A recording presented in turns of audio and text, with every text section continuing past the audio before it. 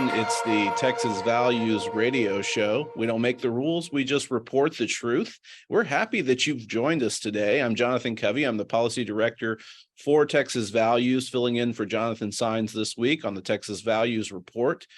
We have a very interesting show lined up for you today with a very special guest. But before I get to him, just as a reminder, you can catch us on this station, KTXW 1120 The Bridge, or you can watch us on demand on Facebook, on Spotify, on YouTube, on all your favorite live streaming platforms. Also, if you just got to find out more about anything that we've talked about today, you can find tons of great information on our website at txvalues.org. And you can stay up with breaking news and information if you want to join our texting alerts.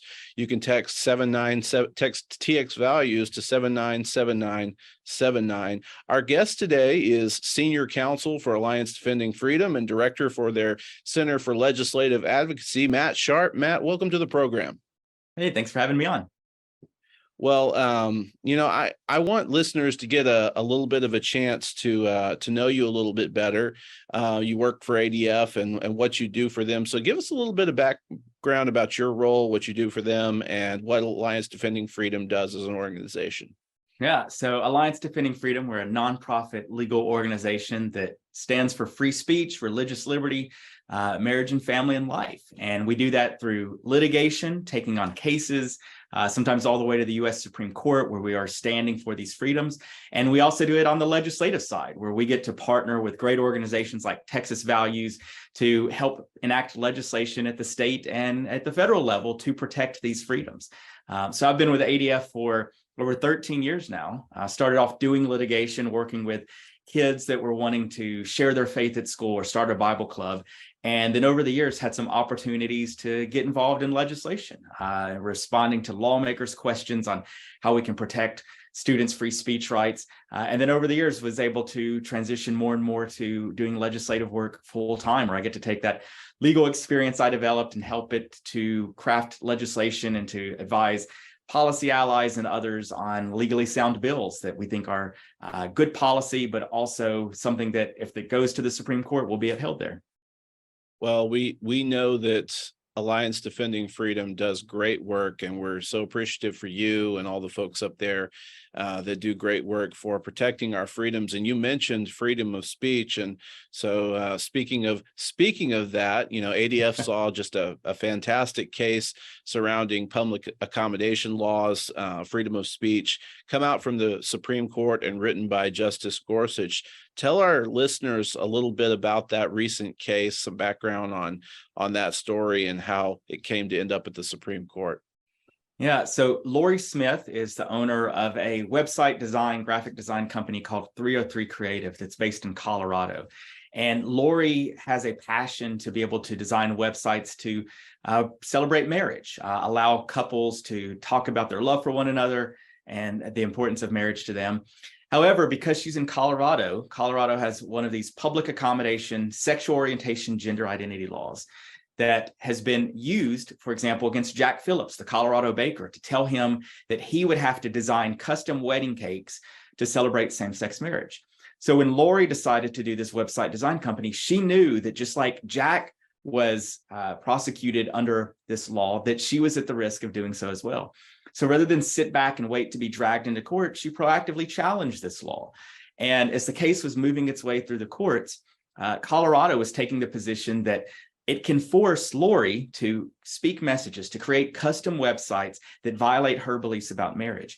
And she unfortunately lost all along the way, including at the 10th Circuit Court of Appeals, which held that while what Lori does is protected by the First Amendment, Colorado's sexual orientation, gender identity law overrides her constitutional protections.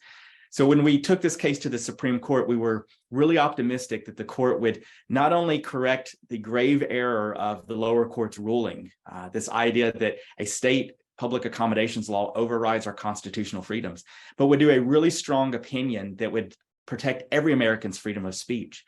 And that's exactly what we got in a 6-3 majority from Justice Gorsuch, the court held very strongly that when these public accommodation laws, when these state laws collide with the Constitution must prevail and ensure that no government can ever come along and compel any of us, whether we're in Colorado or any other state, to speak a message that we disagree with. So we were very encouraged to see this strong ruling for free speech from the court.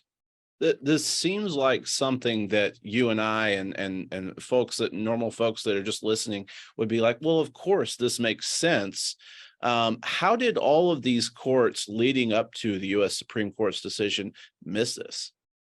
Yeah, I think they are devaluing the First Amendment. They're devaluing what it means to tell any American, whether it's Lori or Jack or anyone else, that they must speak a message that they disagree with. And so what we saw is these courts elevating these sexual orientation, gender identity laws above the Constitution, getting it exactly backwards. We know in our system of government that the Constitution is the supreme law of the land.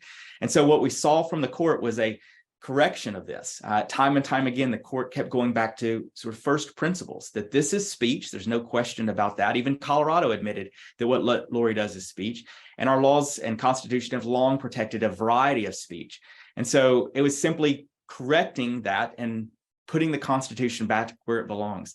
And I think one of the important things the court highlighted was this isn't just about Lori or her particular views. Even if you disagree with Lori's views, you ought to be celebrating this, because it also protects the LGBT website designer that wouldn't want to do a website disparaging same-sex marriage, or a Muslim graphic artist who didn't want to do designs for Judaism or Christianity. So it's a ruling that truly does apply no matter what you believe about marriage or any other issue. You know that under this decision, you're protected from the government telling you you must speak a message as a condition to opening up your business.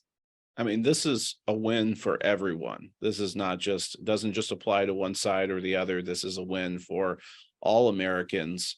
Let's talk a little bit about this Colorado statute, because you mentioned this and the Masterpiece case as well. Yeah. But it's sort of the impetus for restricting freedom of speech in Lori's case, and it's been the root problem for legal contests that you guys have been involved in for a while as well. I mean, why does the state of Colorado keep bringing this up, and how are we gonna deal with this problem? Yeah, it has been frustrating. You especially look at Jack Phillips. He won his original case because the Supreme Court found that Colorado acted with animosity towards Jack, comparing his religious beliefs about marriage to being no different from those of Nazis or those that were pushing the Holocaust. And so he got that win, but then immediately was turned around and sued again for not creating a cake to celebrate a gender transition, again, because Jack believes we're created male and female. And so we see time and time again how these laws, not just in Colorado, but we've got cases in New York, Kentucky, and other states, sometimes even including fines and jail time, trying to force photographers, graphic artists, t-shirt designers to speak messages, to celebrate causes and events and ideas that they disagree with. So to see this victory against Colorado's law, recognizing that its law must give way to the Constitution, we think is going to be really helpful in these other cases. And even in states, I mean, there's a few cities in Texas that have adopted some of these laws. And so to know that in Texas, Texans never have to worry about the same types of laws being misused against them to force them to celebrate or speak messages that violate their beliefs. How do you see this playing out in legal challenges going forward? Yeah, I think we're going to hopefully see few of these efforts to take these public accommodation SOGI laws and apply them against speech. Hopefully this will be a little bit of a restraint against these government officials from misusing them. But when those cases do pop up, I think we're now going to have a great new tool in our arsenal to be able to immediately, hopefully, get these cases dismissed and get strong rulings reaffirming that the Constitution protects any of us from being coerced or compelled to speak something we disagree with. Well, I think this is a great decision, and you guys did great. Kristen Wagner did a great job representing at the Supreme Court. So I want to switch gears just a little bit. Obviously, you and I have talked about the issue of protecting children from gender transition surgeries and procedures for a long time, and Texas Values led the effort to pass Senate Bill 14, which is the child gender modification ban, at least here in Texas. This was kind of here in Texas, this was kind of the Gettysburg for LGBT advocates. They tried everything to stop this, but the science was on our side, and the governor recently signed SB 14 into law. So, I think this is something that we're seeing victory in a number of ways. Tell us a little bit about what you've seen across the nation as you guys have worked on some of this. Yeah. Well, first off, I do want to applaud you guys. You were very early on taking leadership on this issue and standing for the simple principle that kids should not be, vulnerable kids, innocent kids should not be put on these dangerous hormones and puberty blockers and surgeries that do irreversible damage. And I think it was so incredible to see Texas really taking a leadership role that inspired other states to do it. And so what we've now seen is 20 states have enacted laws to protect children in these states from these dangerous procedures, from these experimental drugs and surgeries that damage them, that can leave them sterile for life, unable to have a family, that can impair brain development so that they're being deprived of the very process going through puberty that shapes us into who we are.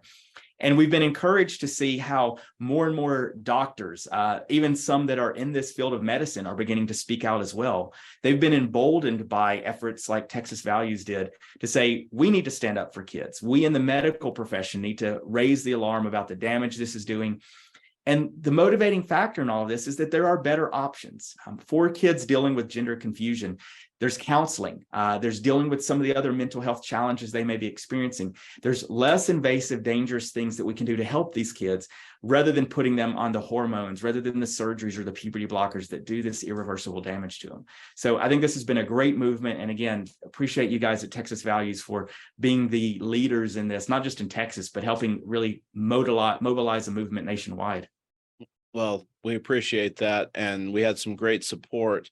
And I wanted to follow up on your comment on medical doctors starting to realize this too. I know Europe has been ahead of us in a lot of ways on this, realizing that this was a danger, that puberty blockers and cross-sex hormones are irreversible and harmful. Do you see the American medical community starting to change any or come around on this issue? I'm hoping so. In fact, there was just within the past few weeks, some members of the Endocrine Society, one of the medical groups that's been on the wrong side of this issue, that has been pushing these dangerous procedures on kids, but members of the Endocrine Society starting to speak out, write op-eds to say, look, just because the organization supports this doesn't mean that they are reflecting the views of the members. And that's a narrative we've seen time and time again, is that you have these very politicized national medical organizations here in the United States that are pushing one thing, and their members are saying, whoa, whoa, whoa, whoa, whoa, let's take a step back, because they're looking at the same science that Europe is looking at.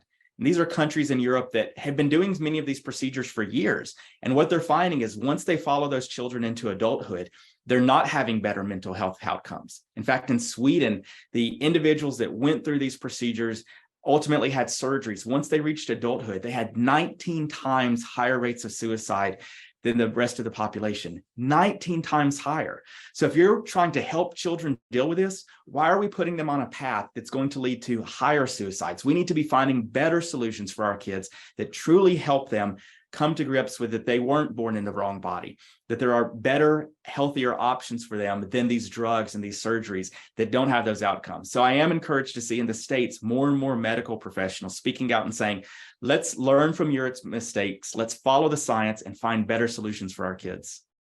How do you handle that argument when the other side claims that you're forcing kids into suicide by not allowing them to transition? How does that, we've heard testimony on that before during when Senate Bill 14 was up on the floor in the Senate and in the House. How do you handle that type of argument? Yeah, I think we call it out as being an outright lie. When you look at the studies, when you see how they followed kids and adolescents and others that have gone through this, the drugs and surgeries do not decrease suicide. In fact, as we saw that Sweden study, that those that went through this actually had higher rates of suicide. So I think we need to call it out to say the very things that you're pushing, these drugs, hormones, and surgeries, are actually damaging kids, are actually putting them on this one-way path to worse mental health outcomes, including potentially higher rates of suicide. We contrast that with studies showing that when we prioritize the mental health counseling, when we help deal with some of the coexisting mental health issues, the depression, the anxiety, sometimes kids also are on the autism spectrum. When we treat some of those things, we actually see improvements in mental health outcome. So our side truly does have the best interest in kids of mind, of trying to say, let's find a solution that deals with the mental health issues that they're going with and avoids the irreversible surgeries and hormones that can do damage to them and that can put them on that path towards these higher rates of suicide into adulthood. We're, if you're just joining us, we're talking with Matt Sharp, the Senior Counsel for Alliance Defending Freedom and Director for the Center for Legislative Advocacy. Just as a reminder, if you find value in the work that we're doing, consider going to Texas Values, txvalues.org, and making a donation. None of the work we do really is possible without you donating and helping us continue to hire quality people, do quality work, including this radio show. So none of it's possible without you as our supporters going forward. Matt, what does the legal landscape you think look like going forward for the gender transition issue? And are these laws being challenged? If so, what have the challenges been successful? Yeah, several of these 20 states that have passed these laws have had legal challenges, groups like the ACLU and others that are immediately filing lawsuits over this. And they've been trumpeting some early wins that they've gotten, particularly in states like Arkansas and Alabama and a few others that were the first states to pass these laws. But I think a couple of things we need to remember. Number one, this is still very early in the process. We've seen time and time again in other issues where lower courts will rule one way, but then as the cases go up on appeal, sometimes all the way to the Supreme Court, the court steps in to reverse that. You know, we were just talking about the 303 Creative case as a great example. We lost that case every step along the way, but then the Supreme Court properly stepped in and corrected the grave errors of the lower courts in ignoring our constitutional freedoms. So I think we're going to see a similar thing play out here. But second, I always like to go back to, there was a case about 100 years ago called Buck versus Bell, where the U.S. Supreme Court actually upheld the forced sterilization of people with mental disabilities. That's right. We were sterilizing people that had mental challenges, and the Supreme Court upheld it. And thankfully, we've recognized that was terrible. We should never do that to a vulnerable population. We should never sterilize individuals like that. But the courts got it wrong, and even the medical community got it wrong then. But we've corrected, we've learned from our mistakes. And I hope we do the same thing here, that rather than repeating the mistakes of Europe, rather than repeating even some of our own historical mistakes where we've sterilized and damaged a vulnerable population, we ought to look at the kids with gender dysphoria and recognize there are better options, there are better solutions than these drugs and hormones, and not follow in those horrible footsteps from our past. So again, we're early on in the process. These cases are still being appealed. And I think ultimately the courts are going to recognize that states have a vital interest in protecting the health and safety of vulnerable children in their state. And that's what Texas and these 19 other states are doing when they enact these meaningful, important laws to simply regulate the medical profession and say, we don't want kids being put on these dangerous drugs and hormones. Once they reach adulthood, they can make decisions for themselves, but our vulnerable children, we have a duty to protect. Well, you know, we were talking about 303 Creative, and after that decision came down, you guys came under attack in some very real ways. And you also, there were some stories that came out talking about how some people involved in the case might not necessarily have been on the case or been real. But all of this, I think the Supreme Court has clearly set down a precedent, and all of this is just a tax upon you guys. Tell us a little bit about that. Yeah, we saw immediately after there was this article in I think it was the New Atlantic or some other magazine saying that the case was fabricated. And that's simply not true. Lori received a request from an individual seeking her website design services for a same-sex wedding. Now, she didn't respond to it. She didn't do anything because she knew, like she saw with Jack Phillips, that every time one of those requests comes in, that's a potential new lawsuit that she could be dragged into, that she could be prosecuted under this Colorado public accommodation SOJU law. But I think more importantly, very early on, Colorado was very clear. Yes, it believes Lori is subject to this law. It believes that it could force Lori to create speech and expression that violates her beliefs. And that's ultimately what was at the heart of this case, of Colorado taking the position that it can force anyone in the state to speak a message to support something that they disagree with. And that was at the core of the Supreme Court's decision. Where the court said, look, Colorado has agreed, it is stipulated that what Lori does is speech and that her design services are subject to this law. And when the court agreed to those stipulations, recognized those stipulations, that's all it needed to say, but Colorado can't do that. It can't force Lori to speak a message she disagrees with. It can't trample Lori's or any other Coloradoan First Amendment rights. So I think all of this controversy is something made up by those who don't like the Supreme Court's very principled, very clear decision, and are trying to undermine the legitimacy of this important ruling for every American that ensures all of us have our free speech rights protected against these public accommodation laws. Well, ultimately, it seems like the more successful you are, the more pushback you receive. And Yeah. you guys have certainly been very successful in this and have done some great work for victory for all Americans. So we're very grateful for you as an organization. Matt, thank you for joining us. Is there anything else that you'd like to add for our listeners before we let you go?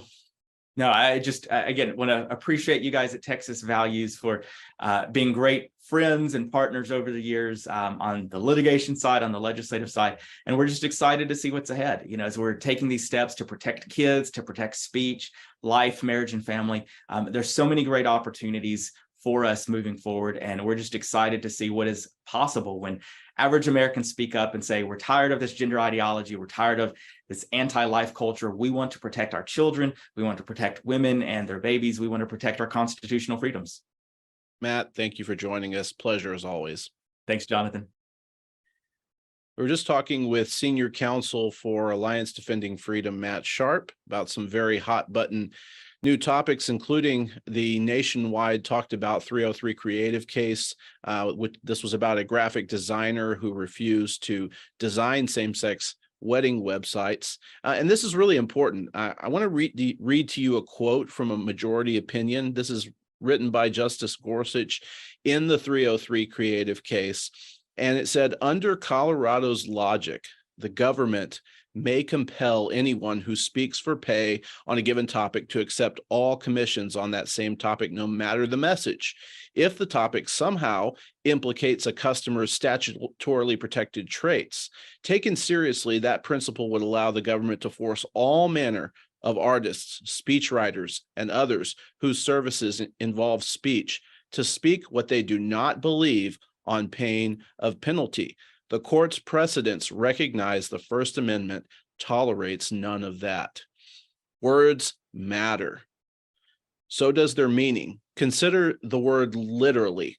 No, literally consider it. Sometimes people use it in reference to something which is meaning actually free or actual, free of elaboration. Other times they use it figuratively, full of exaggeration. It was literally out of this world, could describe Neil Armstrong's trip to the moon. Or it could describe a Taylor Swift concert, literally out of this world. Language enthusiasts debate whether the word literally should have one meaning or both meanings, but ultimately individuals decide how to use words and how to best express themselves, either literally or figuratively. What if the government compelled you to say the word literally using only the government's preferred meaning? Worse, what if the government punished you if you didn't comply? Clearly, that would be wrong. Don't you have a right to your own speech? Yes, you do. And the U.S. Supreme Court just reaffirmed this freedom of speech principle that we, not the government, get to choose what to say, how to say it, and what not to say. And on reaching that conclusion, as Matt was talking about, the court made 3 points crystal clear. First, Lori Smith, the plaintiff in the case, said that she would serve anyone, including those who identify as LGBT. Second, her custom websites were protected by the First Amendment. And third, the court followed precedent dating all the way back to the 1940s to reaffirm that the government has no valid interest in compelling speech. Unfortunately, some have claimed that this decision is going to literally cause the sky to fall. But in reality, this decision encourages human flourishing. It encourages a healthy society. It allows people to pursue truth. And it secures our liberty to speak in sync with our beliefs without being afraid that the government will misuse the law to exclude our views from the public square. In short, the Supreme Court upheld the bedrock principle central to our democracy that the government doesn't get to decide which ideas people are allowed to express. So 303 Creative is a free speech win-win-win. And that's a win literally for all Americans, no exaggeration. Well, we're coming to the end of our show, but don't forget that we've been having events all over Texas, and we may be coming to an area near you. Tonight, we're going to be in Llano, Texas at the American Legion building. Also, keep in mind our policy forum. It's going to be at Great Hills Baptist Church, September 15th and 16th of this year. We want to thank our faithful listeners and supporters and say that if you find value in the work that we're doing, you can make a donation by going to txvalues.org. And as always, if you want more information on any of the work that we do, you can find us on the internet, on the web. You can make a tax-deductible donation so that we can continue to do what we do for faith, family, and freedom. Remember, government belongs to those who show up. And here at Texas Values, we're dedicated to being your voice in the government, your boots on the ground for conservative issues, and your leading group in Texas for faith, family, and freedom. We want to thank you for joining us, and we'll see you again next week right here on the Texas Values Report.